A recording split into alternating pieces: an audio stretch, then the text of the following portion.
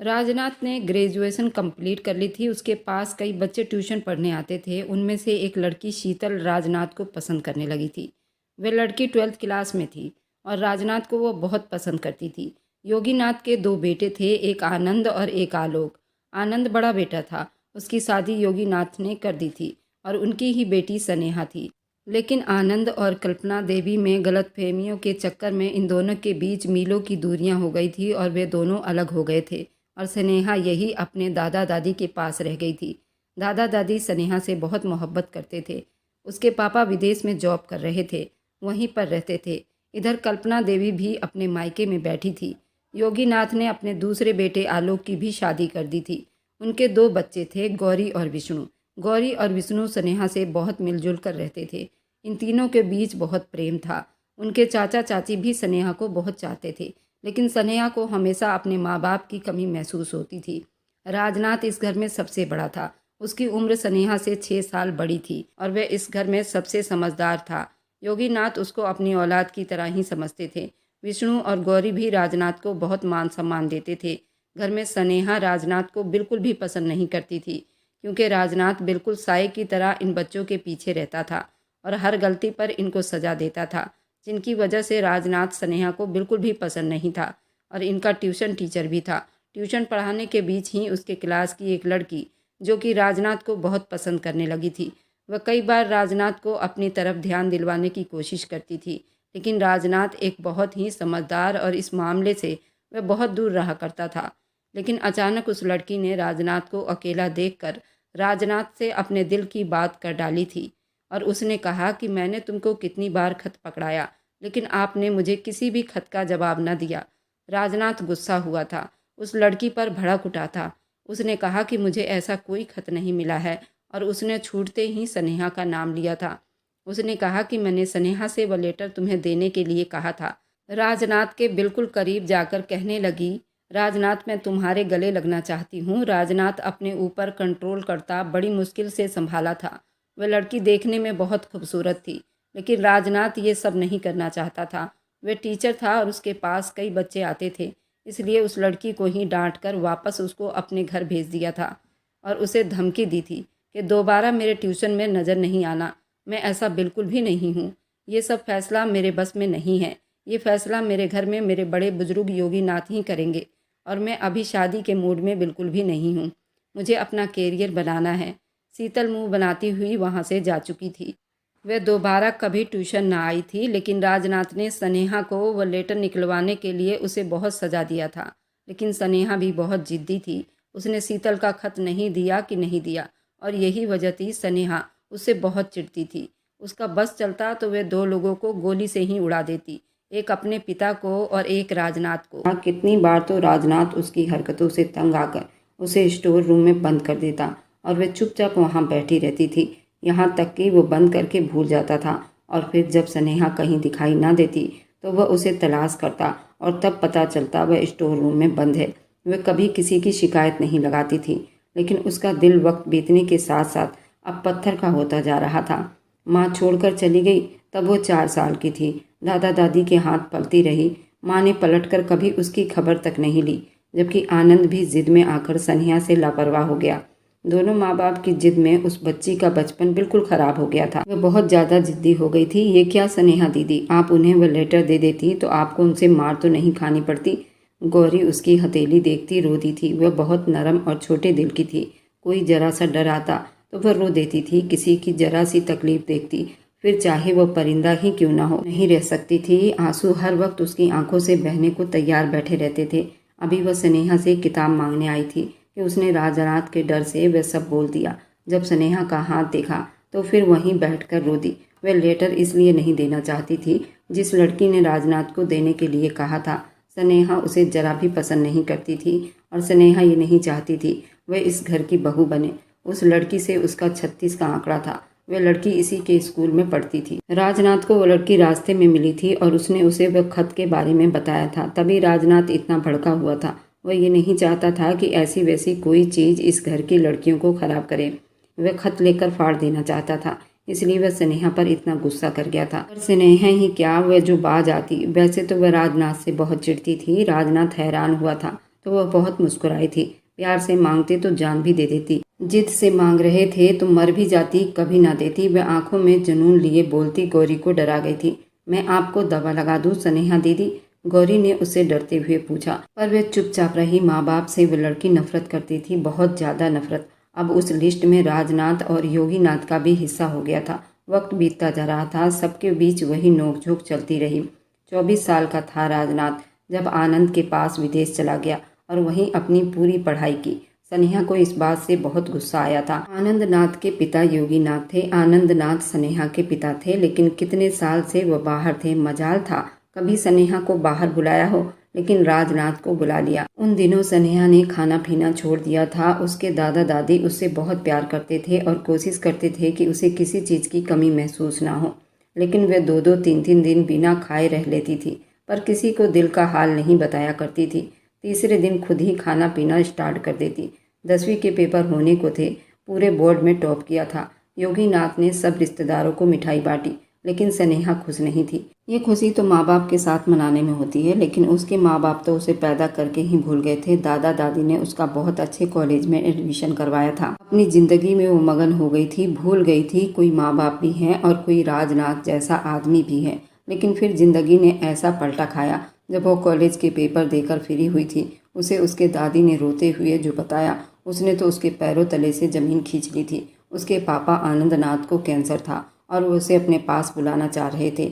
वह खुद तो नहीं आ सकते थे, लेकिन वहाँ उनका इलाज चल रहा था। पर उन्होंने अपने माता पिता से बहुत इच्छा की थी कि वह स्नेहा को उनके पास भेज दे। पापा की इस बीमारी का सुनकर उसका दिल दुखा था, लेकिन उसकी आंखों से आंसू बाहर नहीं आए और फिर उसने जाने से मना कर दिया। दादा दादी ने बहुत जोर लगाया, उसका पासपोर्ट वीजा सब कुछ मंगा लिया गया, लेकिन उसकी एक ही जिद थी, उसे नहीं जाना, कोई दूसरी बात नहीं। और फिर भी इतना मना करने के बाद वे आनंद तक पहुंच गई थी। वे जानते थे उनकी बेटी पर उनका हक है। उन्होंने फ़ोन कॉल पर उससे बात करनी चाहिए, लेकिन स्नेहा ने फ़ोन पर बात करने से मना कर दिया।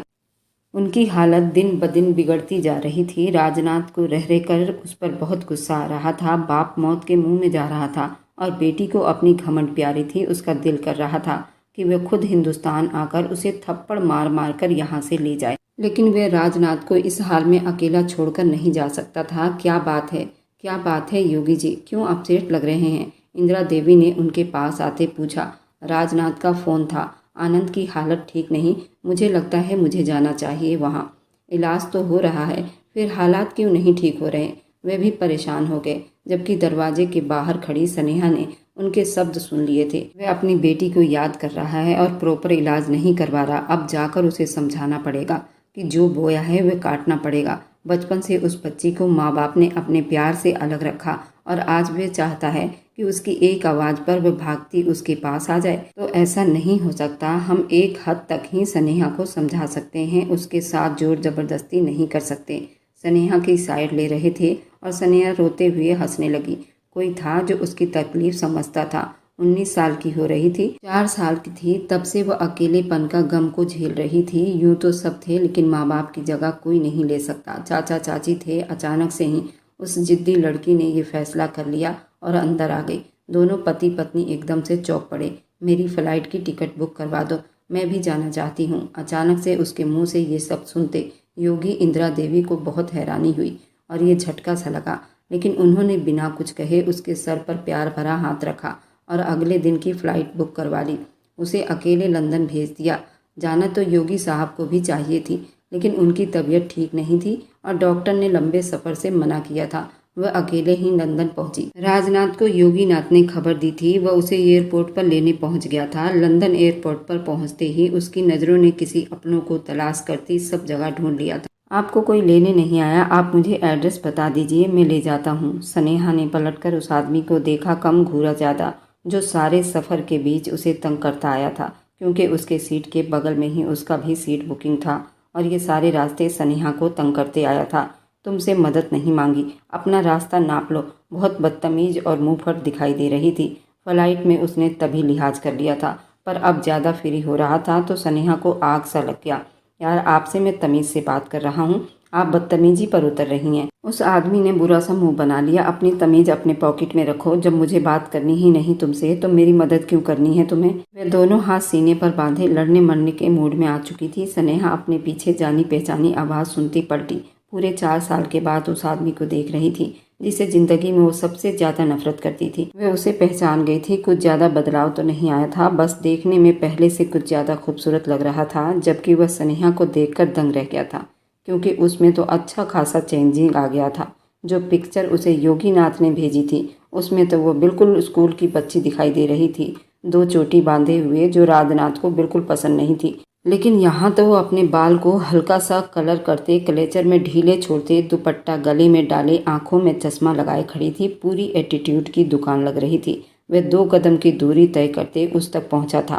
पास खड़ा आदमी राजनाथ को देखते मुस्कुराया था। वह राजनाथ का दोस्त प्रशांत था। दोनों एकदम एक दूसरे के आमने सामने हुए और हालचाल पूछने लगे। ऐसे में राजनाथ ने स्नेहा को बिल्कुल ही नज़रअंदाज कर दिया। वह बस उन दोनों को घूरती रह गई। वह गुस्सा पीकर अपना बैग लिए बाहर की तरफ निकली। चलो फिर तुमसे कल मुलाकात होगी, इस आफत को घर पहुंचा दूं। राजनाथ उसे एक्सक्यूज़ करता बाहर निकला तो वह सामने ही किसी टैक्सी को रोके उसे एड्रेस समझा रही थी। राजनाथ उसके हाथ से उसका बैग लेते अपने गाड़ी की तरफ बढ़ा तो स्नेहा उसे गुस्से से घूरने लगी। दोनों ही एक दूसरे के जिद में एक दूसरे को हरा रहे थे। वही गुस्से से खड़ी रही। तभी वह सामान रखकर वापस आया। खुद चलोगी या हाथ पकड़कर गाड़ी में बैठा दूं? जो उसको गुस्से से घूरते हुए उसे नमस्ते तक करना जरूरी नहीं समझा। मैं अब 15 साल की स्नेहा नहीं जिसे आप हाथ पकड़कर मारते थे। आज हाथ लगाओगे तो हाथ तोड़ दूंगी तुम्हारा। वह उसके पास होकर उसके कान में धीरे से बोलती वह खुद ही उस गाड़ी की तरफ बढ़ गई। राजनाथ तो उसका एटीट्यूड देखकर ही दंग रह गया था, लेकिन फिलहाल चुप रहना ही अच्छा समझा था। वह उसे लेकर अपने फ्लैट में आया जहाँ वे दोनों रहा करते थे। आनंद को भी अपने साथ रखा हुआ था। उसने अपनी कमाई से वहाँ अपना खुद का फ्लैट खरीद रखा था। लड़का पहले से ही बहुत मेहनती था, अपने पैरों पर खुद खड़ा होना जानता था। 1 साल पहले ही उसने वहाँ शिफ्ट किया था। बहुत खुददार आदमी था, इसलिए आनंद के लाख चाहने के बावजूद भी वह उसके बड़े से घर में नहीं रह रहा था। पर अब जबकि उनकी तबीयत खराब होने लगी थी, वह उनका ख्याल रखने के लिए उनको अपने पास लाया था। स्नेहा का बैग खुद उसे लिए रूम में छोड़ने आया था और उसके पीछे ही वह चली आई थी। फ्लैट बहुत खूबसूरत था। स्नेहा ने दिल ही दिल में तारीफ की, लेकिन जुबान से कुछ नहीं कहा। ये अंकल जी का कमरा है, वह सामने है, चाहो तो जाकर मिल सकती हो। वह उसके तरफ देखता बोला, अभी दिल नहीं। वो बिस्तर के एक तरफ बैठी रूठे अंदाज में बोली। वह उसके पास आकर खड़ा हुआ, तो जल्दी से अपना दिल बना लो, क्योंकि तुम्हें यहाँ घूमने फिरने के लिए नहीं बुलाया, अंकल जी की खराब तबीयत की वजह से बुलाया गया है, जानती हो। एकदम उसकी बात काटते उठ खड़ी हो गई। खुद गर्ज लोगों की दुनिया में कमी नहीं, पर अफसोस माँ बाप को भी उस लिस्ट में शामिल करना पड़ता है, तो फिर यहाँ तकलीफ होती है। वह अपने दिल की जगह हाथ रखते दांत पर दांत जमाए बोली। वह छोटी सी लड़की को देखता चुप हो गया था, जिसका अंदाजा ही इतना जानलेवा था। ठीक है, जब दिल करे मिल लेना, वह इंतजार में है, अपनी कहता वह बाहर निकला और रुकते पलट आया। किसी चीज़ की ज़रूरत हो तो बता देना, बाकी खाने पीने का सब सामान किचन में मौजूद है। वह ना चाहते हुए भी उसे बड़ी प्यार से बात कर रहा था। स्नेहा इस बार चुप रही। वह जा चुका था, जबकि स्नेहा की आंखों में ना चाहते हुए भी आंसू बह निकले थे। उसके दिल में न जाने क्यों पिता के लिए तड़प उठती थी। वह तड़प जो कितने दिन से दिल में दबाकर बैठी हुई थी। उसके जाते ही उसके कदम उस कमरे की तरफ उठे थे, आंखों में आंसू थे। वह धीरे से दरवाज़ा खोलती अंदर दाखिल हुई तो सामने बिस्तर पर सोए हुए पिता दिखाई दिए। स्नेहा पूरे जिस्म से कांप कर रह गई। वह उसके पापा नहीं थे। उनके गाल पिचके हुए थे, आंखों के नीचे काले निशान पड़े थे, चेहरे की चमक उड़ गई थी। वह करीब हड्डियों का ढांचा बचे थे। उन्हें देख जोर जोर से रोते हुए पीछे हुई, दीवार के साथ जा लगी। नहीं, ये मेरे पापा नहीं हैं। उसने हमेशा पिता को एक हैंडसम और रौबदार आदमी देखा था। उनकी पर्सनैलिटी बहुत जानलेवा था और स्नेहा को बहुत पसंद थी। चुप चुप कर पिता को निहारा करती थी, और जब वह लंदन आ गए तो योगीनाथ के मोबाइल से पिता की तस्वीर निकालकर अपने मोबाइल में सेंड कर लिया करती थी। फिर अपने रूम में बैठकर उनको देखा करती थी। ये राज आज तक किसी को मालूम न होने दिया, क्योंकि स्नेहा को अपने राज रखने आते थे। अचानक उसकी रोने की आवाज़ सुनता राजनाथ अंदर दाखिल हुआ। वह उसकी तरफ बढ़ा, जो अब ऊंची आवाज़ में रोना शुरू हुई थी। वह उसे लिए कमरे से बाहर निकला।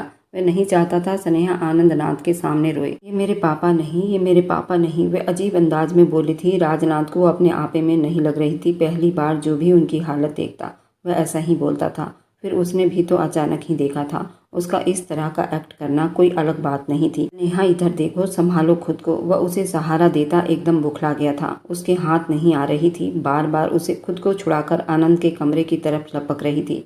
मुझे मेरे पापा लाकर दे दो, ये मेरे पापा नहीं हो सकते। वह बच्चों की तरह रो दी। राजनाथ का कॉलर पकड़ गई। उस वक्त वह अपने होश हवास में नहीं लग रही थी, इसलिए राजनाथ ने उसकी उस गलती को नज़रअंदाज कर दिया, वरना अच्छा खासा सबक सिखा सकता था। वह उसके दोनों हाथ थामे टीवी हॉल में लाते उसे बिठाया और उसके दोनों हाथ को थामे उसे देखता रहा। स्नेहा वो लग ही नहीं रही थी जिसे अभी कुछ देर पहले मुलाकात हुई थी। ये तो कोई और छोटी सी बच्ची लग रही थी। मेरे पापा को क्या हुआ? वह आंसू बहाती उससे पूछ रही थी। जो उस वक्त उनकी हालत है वह बहुत नाजुक है स्नेहा, लेकिन अच्छा हो सकता है अगर अपना प्रॉपर इलाज करवाएंगे तो। अब की बार वह धीरे से बोला, वे तो आपको अपना बेटा मानते हैं ना, फिर क्यों नहीं इलाज करवा रहे आप उनका? वह अपने आंसू पोंछती बोली। राजनाथ ने गहरी सांस ली। वे तुम्हारा इंतजार कर रहे थे, और तुम्हारे साथ एक और हस्ती का जो शायद तुमसे भी ज्यादा जिद्दी है। वह पीछे होता गहरा सांस भर गया। वह जिसकी बात कर रहा था, स्नेहा ने उसे सवालिया नजरों से देखा, लेकिन अगले ही पल उसे समझ आ गई। उसके दिल में माँ के लिए नफरत और ज़्यादा बढ़ गई। वे पापा से मिलेगी, अपने आंसू पोंछती बोली। हाँ, लेकिन उनके सामने रोना नहीं, उन्हें हौसला देना है। इस हालत में उन्हें ज़्यादा सपोर्ट की ज़रूरत है। नेहा, उनके दिमाग का एक हिस्सा काफ़ी कमज़ोर हो चुका है, शायद तुम्हें पहचान ना पाए, लेकिन तुमने उन्हें रोकर नहीं दिखाना, उसे समझा रहा था। फिर से आंसू बहाने लगी। स्नेहा पत्थर दिल थी, लेकिन उस वक्त वह कोई और ही स्नेहा लग रही थी। कैंसर सुना था, लेकिन जब आज अपने किसी को कैंसर में देखा तो पता चला ये बीमारी कितनी जानलेवा होती है। वह बाप के पास बैठी उनसे बातें करने लगी, उनका हाथ थामे अपने होंठों से लगाए, आंसू सब्र से पीने लगी। उसने अपने पिता के माथे पर होंठ रखे, सर नामे हिलाती दूर हुए। दूर रहो मुझसे स्नेहा बेटा, तुम्हें भी एलर्जी हो जाएगी। न जाने वो ये सब कैसे बोल गए। पापा, आपको ठीक होना है मेरे लिए। खुदगर्ज जिद्दी स्नेहा तो कहीं थी ही नहीं। उसके बाद आनंद साहब के दिल पर जा लगे। वह इतने साल में पहली बार मुस्कुराए और फिर उनका इलाज शुरू हुआ, क्योंकि अब वो जीना चाहते थे। राजनाथ ने दिन रात एक कर दिया। उनके सारे टेस्ट एक बार फिर से होने लगे। कीमोथेरेपी हुई। अब कुछ हद तक अच्छे दिखने की कोशिश करते। उन्हें अस्पताल में एडमिट करना पड़ा। राजनाथ पानी की तरह पैसा बहा रहा था। बस उसे अपने अंकल को वापस चाहिए था। उनके तरफ से कुछ हद तक तसल्ली में हो गया था, लेकिन अचानक उनकी नई फरमाइश पर राजनाथ स्नेहा भी बुरी तरह से अपसेट हुई थी। उनकी इच्छा थी कि राजनाथ और स्नेहा की शादी हो जाए।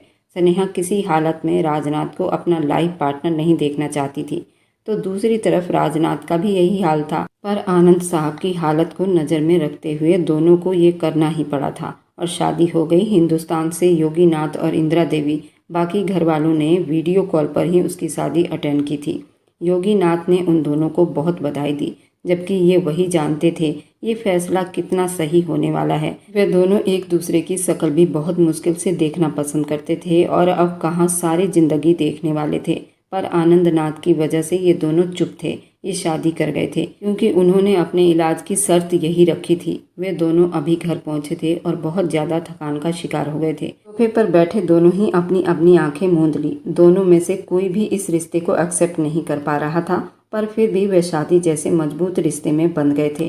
कुछ खाना हुआ तो किचन में सब है, मैं सोने जा रहा हूँ। वो अपनी गाड़ी की चाबी और मोबाइल उठाता कमरे से बाहर चला गया। कि स्नेहा ने ध्यान देना जरूरी नहीं समझा। वो खुद इतना थक गई थी कि उसे खाने का क्या होश होना था। वहीं सोफे पर सर रखे आंखें मूंद गई। उसे न जाने कितनी देर हुई थी सोए कि अचानक जोरदार बिजली कड़की। बिजली के कड़क से उसकी आंखें खुल गई थी। बिजली दोबारा कड़की। सामने ही टीवी हॉल का डोर खुला हुआ था और हवाओं ने इधर का ही मुंह कर रखा था। बिजली कड़की तो जोरदार बारिश शुरू हो गई। स्नेहा को बारिश अच्छी लगती थी, लेकिन उसके साथ बादलों की गरज, चमक, बिजली की कड़क उसके पैरों तले से जमीन खींच लेती थी। बचपन में थी, जब वो बादल गरजने की आवाज़ सुनती थी तो अलमारी में छुप जाया करती थी। बिजली चमकी, स्नेहा की बेचैनी बढ़ने लगी। कानों पर हाथ रखे वहां से उठती, फिर से बिजली चमकती देख वो पीछे की तरफ भागी, सीधा राजनाथ के रूम की तरफ भागते। अचानक उसे बाहर निकलता देख उसके सीने से जा लगी। क्या हुआ? तुम चिल्ला क्यों रही हो? उसे अपने सीने से लगा देख एकदम बुखला गया। वह उसे खुद से दूर करता, वह उतना ही उसके सीने में छुपती जा रही थी। इतनी जोर से उसके साथ चिपकी थी कि राजनाथ को सांस लेना बड़ा मुश्किल पड़ गया था। पहले वाली बच्ची नहीं थी, अपनी जवानी से उसे अच्छे से मिलवा गई थी। पहली बार यूँ किसी लड़की के गले लगा उसे महसूस हो रहा था। यकीन नहीं कर पा रहा था यही वो स्नेहा है। बादल फिर से गरजे तो वे चिल्लाते ज़्यादा उसके सीने में दुबक गई। राजनाथ ने अपने दिल को बेकाबू किए एक गहरा सांस भरता उसे लिए कमरे में आया। दरवाज़ा लॉक कर लिया, लेकिन बादल की गरज और चमक कैसे रोक पाता। वह आवाज़ तो अंदर तक सुनाई दे रही थी, स्नेहा अब ठीक है, इधर देखो, मेरी तरफ देखो। वह किसी तरह उसे खुद से दूर करना चाहता था जो उसके चौड़े सीने में छुपी हुई थी। बाहर बादल, प्लीज मुझे छुपा लीजिए, किसी अलमारी में बंद कर दो। वह उसकी शर्ट को मुट्ठियों में दबोचे आंसू बहाते गहरी नीली आंखों से उसे देखती बोली। यही पल था जब राजनाथ के दिल की दुनिया को हिलाकर रख गई थी। वह अब भी उसके सीने से लगी बैठी थी। राजनाथ ने पीछे बैठ के सिरहाने से टेक लगा ली। उसे छोड़ नहीं रही थी, बिल्कुल उससे चिपकी हुई थी। उसे अपनी गोद में बिठाते वह पीछे हुआ तो उसकी गोद में दुबक कर बैठ गई। राजनाथ ने अपना होंठ दांतों तले दबाया। वह उसके जज्बात पर बुरी तरह दबाव बना चुकी थी। रात की तन्हाई थी और वह उसकी धर्मपत्नी बन चुकी थी।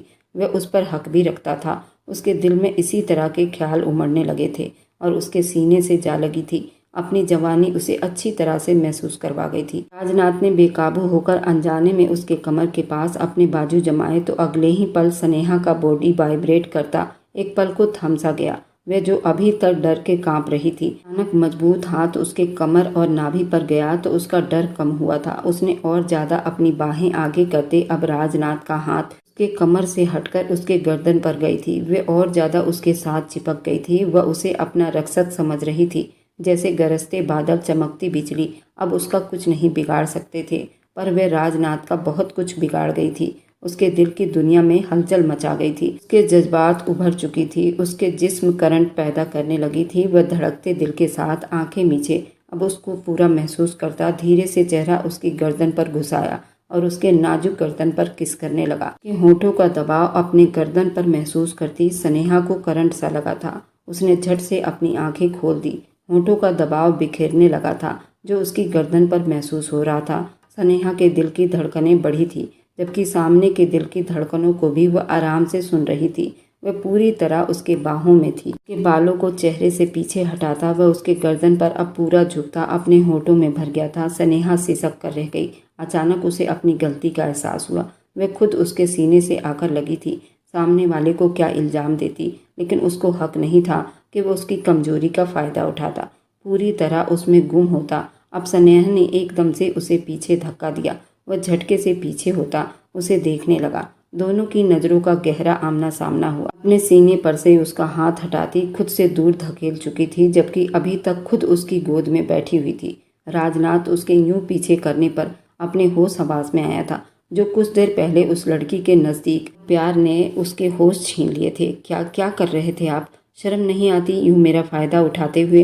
उसके सब तीर की तरह राजनाथ के दिल में लगे। उसके कमर में हाथ डाले एकदम बिस्तर पर पटक चुका था। उसका सर तकिए पर रख गया था। क्या बकवास कर रही हो? होश में तो हो? कब फायदा उठाया मैंने तुम्हारा? वह ठंडे शब्दों में उससे पूछ रहा था। अभी जो मेरी यहाँ गर्दन पर निशान डाल रहे थे वो क्या था? अपनी गर्दन की तरफ इशारा करती बोली तो राजनाथ के दांत के निशान दिखाई दिए। उसके चेहरे की तरफ देखते अगले ही पल उसके गर्दन पर फिर से झुकता जोर से वहां काट गया। स्नेहा तड़प कर रह गई। उसे पीछे हटाना चाहा, लेकिन उसके गर्दन के साथ जोक की तरह चिपक गया था। राजनाथ प्लीज रुक जाइए, मुझे बहुत दर्द हो रहा है, वह धीमा धीमा चिल्लाई। उसके दोनों हाथ पकड़ते तकिए के ऊपर एक साथ दबा गया, लेकिन अपना चेहरा उसकी गर्दन से नहीं हटाया। स्नेहा की आंखों से आंसू टूटकर तकिए में गिर रहे थे। उसे अपनी बेबसी पर रोना आ रहा था।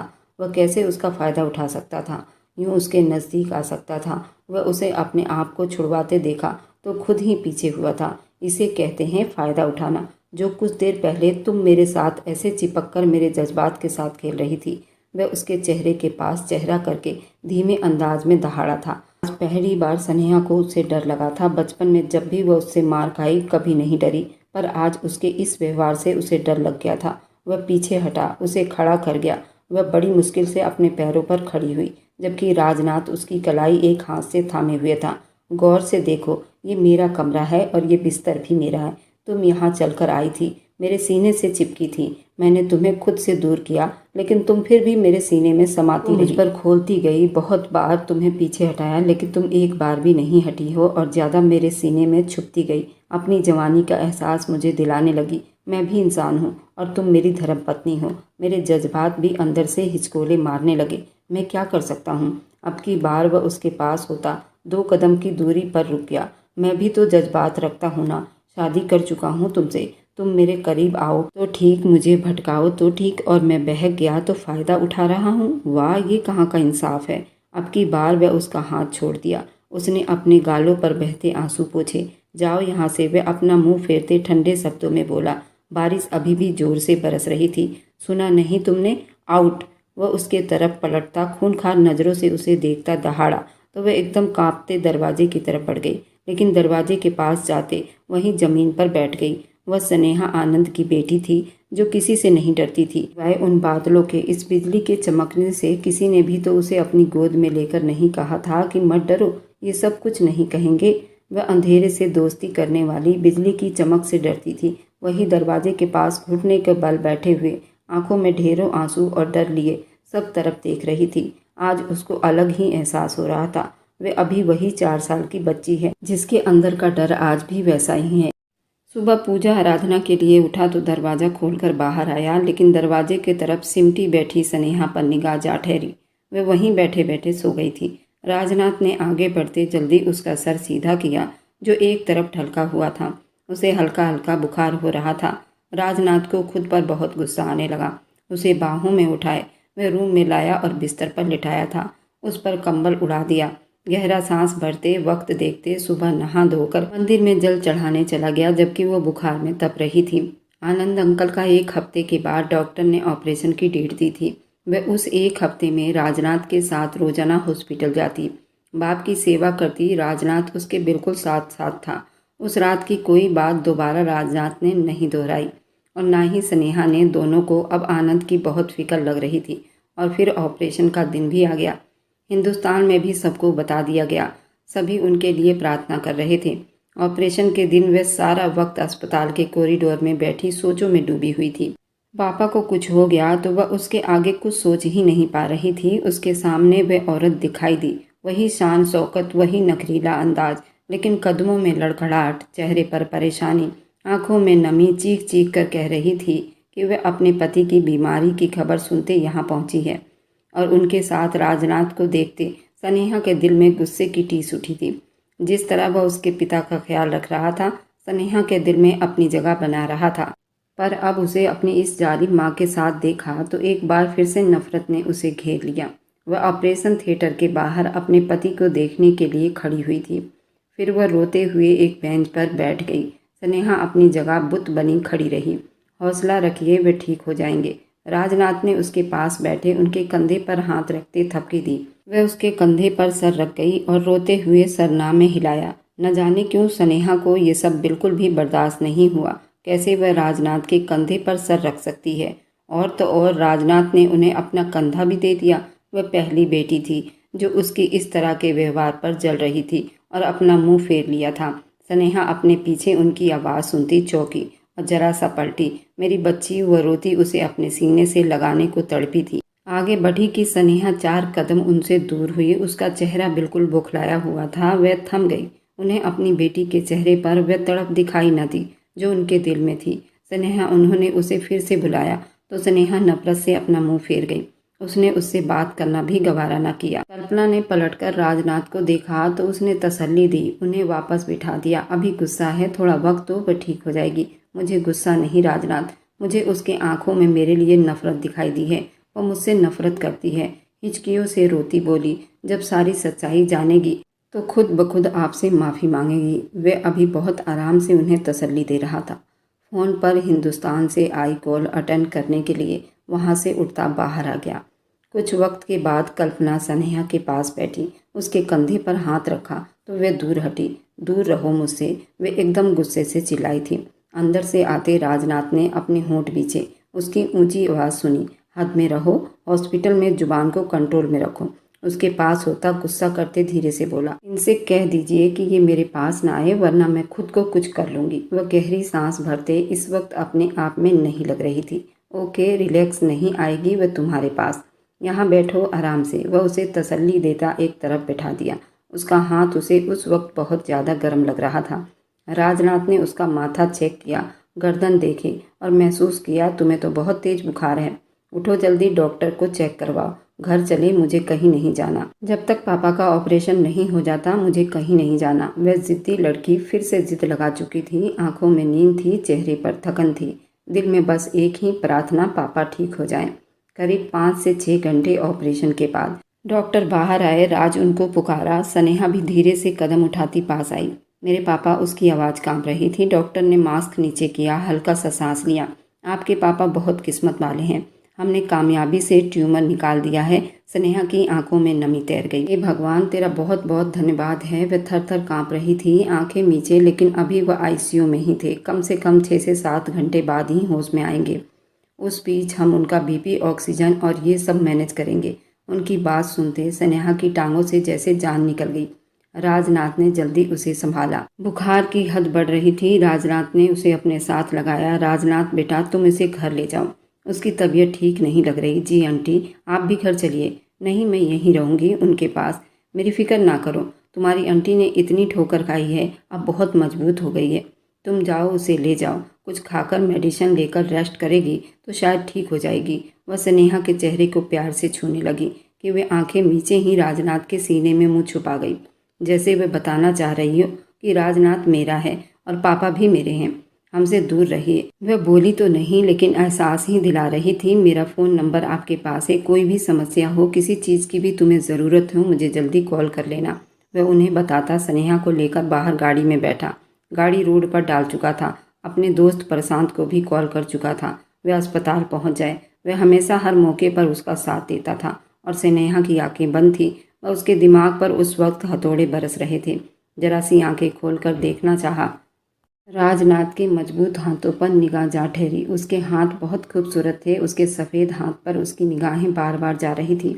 एक दिन इसी हाथों पर उसने छड़ी मारी थी। उसका दिल उससे नफरत में हुआ था। ये सब सोचते सोचते वह घर आ गया था। वह उसे अपनी बाहों में भर गया, अंदर लाया, मैडम को अपने पापा के लिए बुलवाया, उनकी देखभाल करने के लिए, और ये खुद ही बीमार होकर बैठ गई हैं और अब अपनी सेवा करवाने लगी हैं।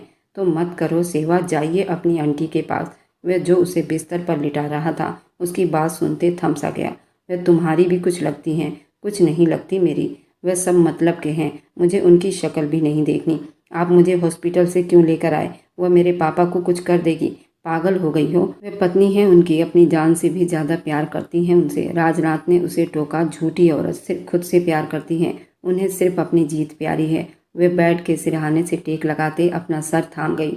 वह चुप से बाहर जाता उसके लिए खाना ट्रे में ले आया। मुझे भूख नहीं है, मैं नखरे उठाने वालों में से नहीं हूँ। तुम खाना खाओ, मेडिसिन लो और ठीक हो जाओ। अगर पापा के पास जाना है तो वह उसे धमकी दे रहा था। भूख से उसकी तबीयत बेहाल हो रही थी, इसलिए बिना नखरा किए खाना खा लिया।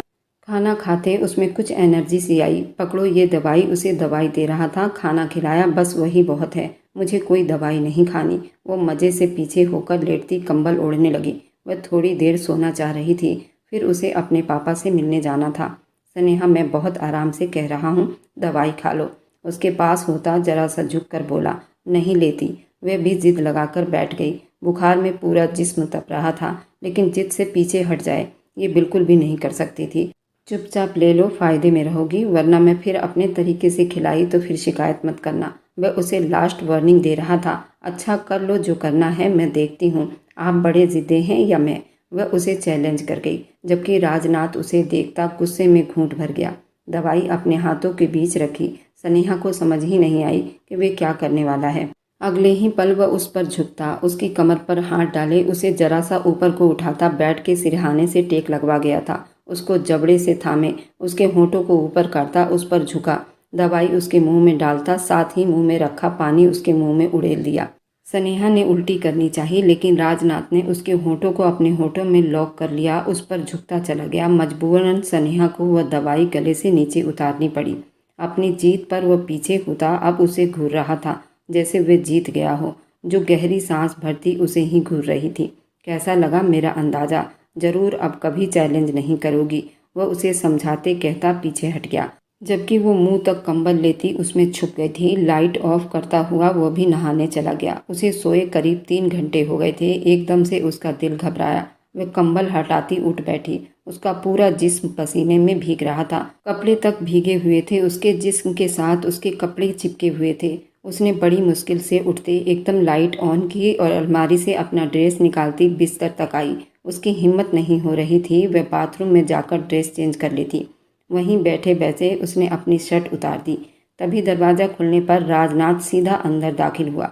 उसे इस हालत में देखता वहीं थम गया। स्नेहा उसे यूं बेधड़क अंदर आता देख अपनी होश की दुनिया में वापस लौटी।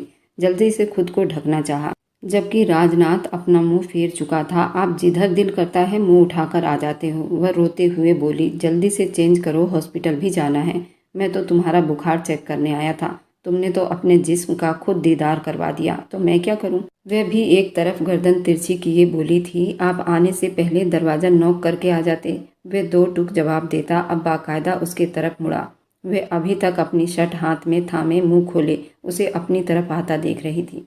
पत्नी हो मेरी, मैंने शादी की है तुमसे, तुम्हें देखने का मेरा पूरा हक है। उसकी आंखों की ताक को देखते स्नेहा ने खुद पर पूरा कंबल किया और मुंह छुपा लिया। प्लीज़ बाहर जाइए, मैं चेंज करके आ जाती हूँ। एक शर्त है। वह उस पर झुकता उसके पीछे बेड से टेक लगा गई। अस्पताल जाकर मम्मी से कोई बदतमीजी नहीं करोगी, वह उसे समझा रहा था और वार्निंग दे रहा था उस औरत के लिए जिसे वह देखना भी नहीं चाहती थी। आप मुझे धमकियाँ मत दो, मैं डरती नहीं आपसे और उस औरत से। मम्मी है तुम्हारी, तमीज़ से नाम लो उसका। राजनाथ ने उसे टोका। मुझे उससे कोई संबंध ही नहीं रखना, समझे आप? और हाँ, दूर हटो मुझसे। वह मुंह बनाते पीछे हटने लगी। लगता है उस दिन का काटा हुआ भूल गई हो। उसके गर्दन को देखते उस दिन को याद दिलाने लगा। स्नेहा वह पल याद करती झुलस गई थी। अब अगर यूं दोबारा आपने ऐसी हरकत की तो बदले में आपको भी वही सब मिलेगा। इस बार भी गुस्से से बोली थी। तुम फिर मुझे चैलेंज कर रही हो? एक ही पल में राजनाथ की आंखों में खुमारी उभरी थी। दूर हटिए। स्नेहा का जिस्म कांप उठा, सांस भारी हो गई। तभी वह दिल की बात करता उसके बालों में हाथ डाले उसकी साफ मुलायम गर्दन पर झुकता हुआ बिल्कुल पागल हो गया था। वह धीरे से उसके गर्दन को होठों में भरता, एकदम उस पर दांत गड़ा गया। स्नेहा जरा सी सिसकी थी, उसे पीछे हटाना चाहा, उसके कंधे पर नाखून गाड़ गई।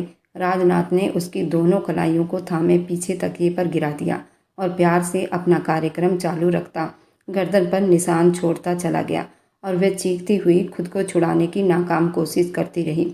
ऐसे में कंबल उसके जिस्म से फिसलता चला गया। वह अपना काम करता जरा सा पीछे हटा तो बेहद दिलकश नज़ारा उसे देखने को मिला। तो वह अपनी पलकें झपकना भूल गया था। वह उसकी नज़रों का बहाव देखती, नम आंखों से उसे देखती, जल्दी से खुद को ढकती, उसकी गर्दन पर मुंह डालते, अपने दांतों में उसकी गर्दन को चूमता। राजनाथ ने अपने होंठ खींचे तो उसने लपक कर उसके गर्दन को अपनी दांतों में भर लिया था। उसने काफ़ी दर्द सहा था पर वह तो चिपक ही गई थी किसी जोम्बी की तरह। उसका सांस उतरने की दर पर थी।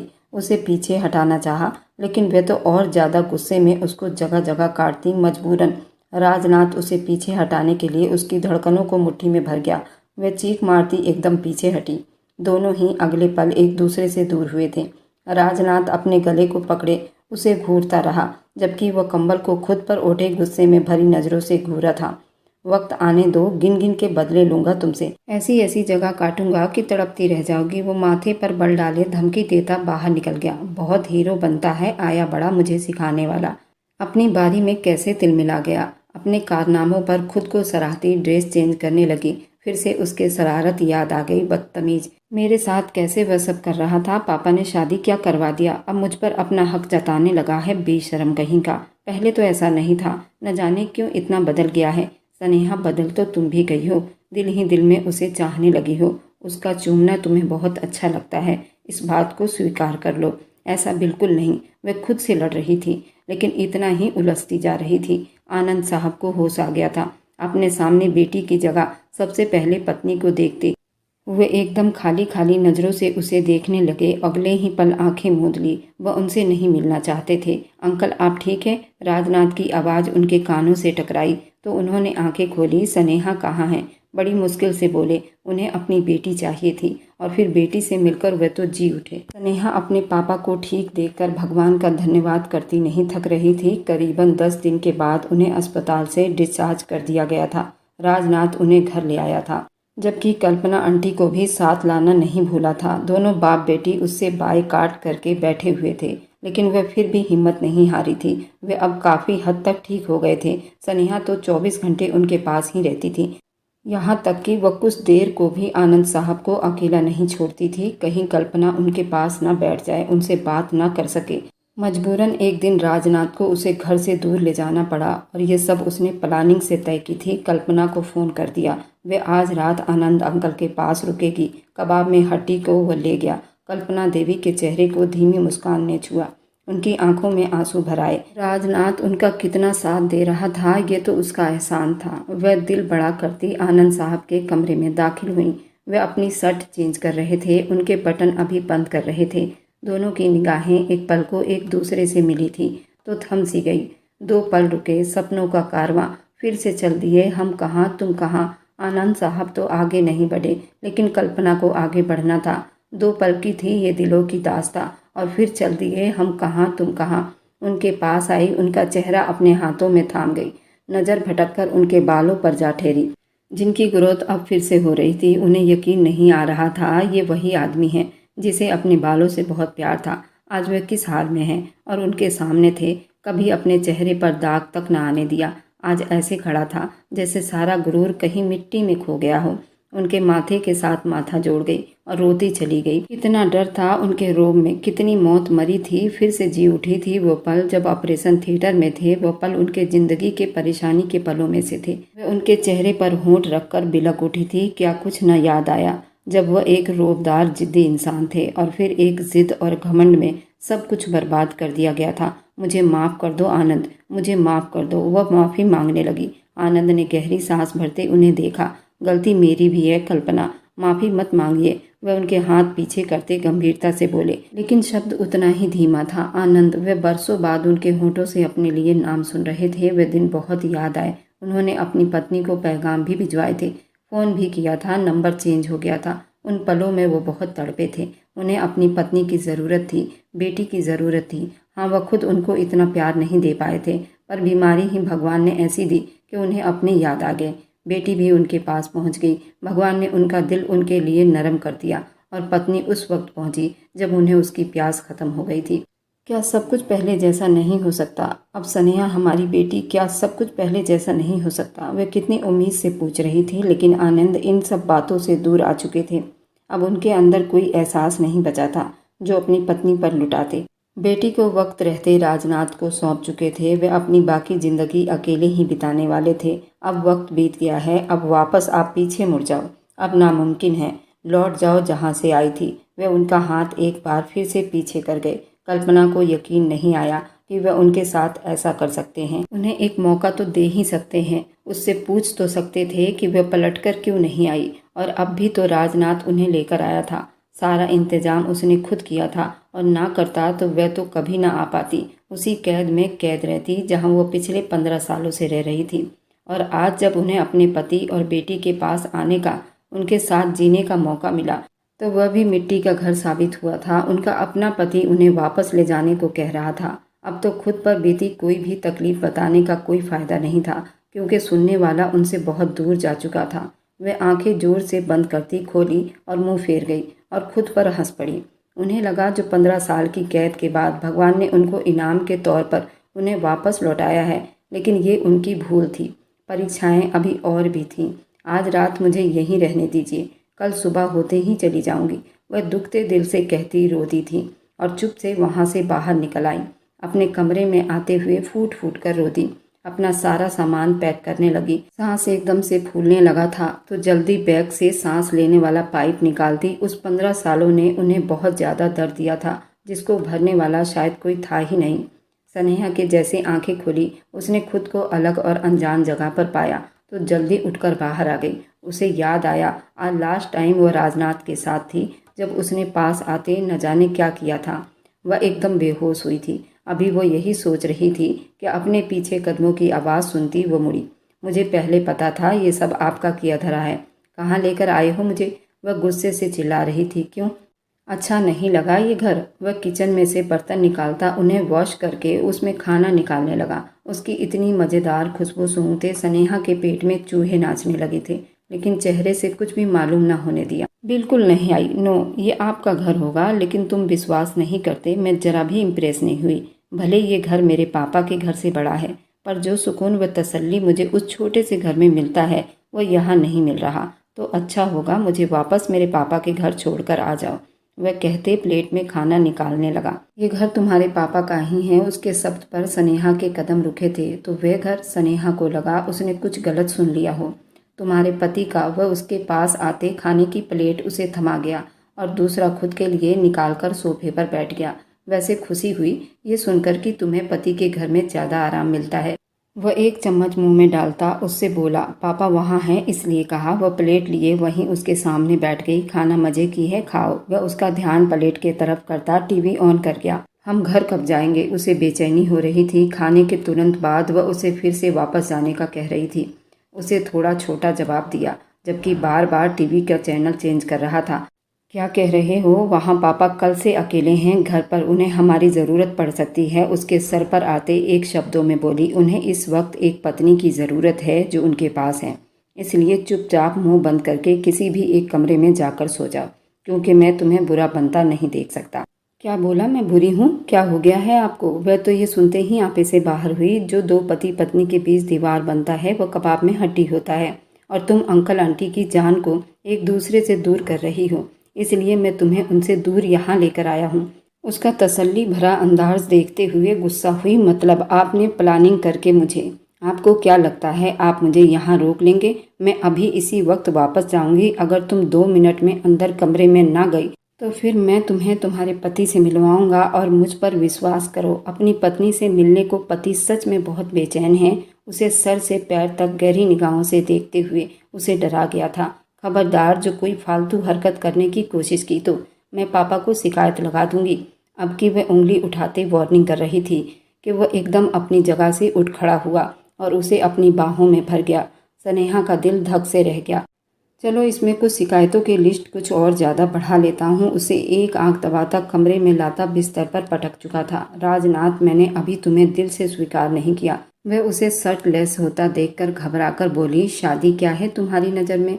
वह उसके करीब होता उसे कांपता हुआ देखा तो बिस्तर पर गिरा दिया। गहरी सांस भरते वह जिद्दी आदमी को देख रही थी जो उससे बड़ा जिद्दी साबित हुआ था। राजनाथ, अब की बार उसकी आवाज़ धीमी हो गई। मैं सच में पापा को बताऊंगी आपने मेरे साथ जो किया। वह रोनी सी शक्ल बनाते बोली थी। जब उसकी गर्दन में झुका, प्लीज काटना नहीं, वह जल्दी से चीख उठी थी। राजनाथ ने उसके दोनों हाथों को अपनी पकड़ में ले लिया और धीमा मुस्कुरा दिया। इतना डरती हो? वह उसके माथे पर प्यार से अपना होंठ रखता बोला, बहुत जोर से काटते हो कातिल इंसान। स्नेहा का शब्द बदला था, जैसे वह भी उन पलों के लिए तैयार हो गई हो। अगर काटूं ना और सिर्फ प्यार करूं तो क्या करने दोगी? वह धीरे से उसके कान में बोला था। उसके कान में पहने झुमकों को चूम गया था। स्नेहा के पूरे जिस्म में एक करंट सा दौड़ गया था। सांस बेकाबू होकर दौड़ रही थी। दोनों की धड़कनें एक ही पल में धड़कने लगी थी। ये धड़कनें क्या कह रही हैं? जरा सुनो तो। वह जरा सा झुकता अपना कान उसके छाती पर रख दिया, जो और ज्यादा धड़कने लगा था। राजनाथ प्लीज, वह थोड़ी सी आनाकानी की, सुनने दो। वह उसके धड़कनों पर अपना मुंह रखे मदहोश हुआ था। धीरे धीरे अपने होठों की गर्मी से उसके पूरे सीने को चूम गया था। उसके ब्यूटी बोन को मुंह में लेकर पागल हुआ था। वह एकदम से बिखर कर रह गई थी। अब उसे ये समझ में नहीं आ रहा था कि राजनाथ को अपने ऊपर से हटाए या उसको खुद अपने ऊपर गिरा ले। वह अजीब सी हालत में बिखरती जा रही थी। स्नेहा, मुझे तुम्हारी धड़कनों में शामिल होना है, तुम्हारी आत्मा में समाना है। स्नेहा, आज अभी इसी वक्त, बिना किसी रोक टोक के, बिना किसी आनाकानी के। वह अपनी गहरी होती सांसों के बीच बोलता उसके होठों पर जोर से झुका था और कितने देर तक उसके होठों को अपने होठों में लेकर पीता रहा। अब स्नेहा कुछ भी नहीं कर सकती थी। वह भी उसका भरपूर साथ दे रही थी। उसके पेट में अब तितलियां सी नाचने लगी थी। धीरे धीरे रात बीतती जा रही थी। वे दो जिस्म एक जान कब हो चुके थे। मोबाइल पर आई कॉल से राजनाथ की आंखें खुली। स्नेहा उसके सीने पर सर रखकर उसकी शर्ट पहने गहरी नींद में सो रही थी। कल्पना आंटी की कॉल थी। उनकी बात सुनता वह जल्दी उठा था। स्नेहा, स्नेहा उठो, उसे उठा रहा था जो नींद से उठने का नाम ही नहीं ले रही थी। बार बार उसके सीने में चिपक रही थी। जबरदस्ती उसे अपने बाहों में उठाए हुए बाथरूम में लाता पानी के नीचे खड़ा कर गया। एकदम पानी की बौछार पड़ती उसने घबराकर आंखें खोली। राजनाथ के सीने से लिपट गई। बस कर दो जान, अब इतना बहकाओगी तो बहक जाऊंगा। हमें अभी निकलना होगा जल्दी, वरना बहुत देर हो जाएगी और एक बार फिर तुम अपनी मम्मी को खो दोगी। उसकी बात सुनते स्नेहा ने परेशान होकर उसे देखा।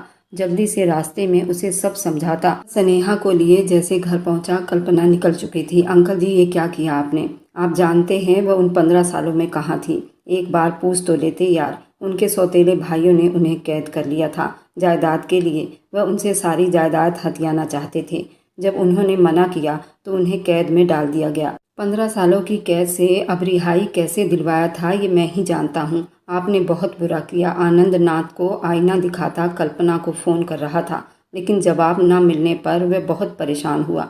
तभी प्रशांत की कॉल आने लगी थी। उसका दोस्त था जिसने कल्पना को रिहा करवाने में उसकी बहुत मदद की थी।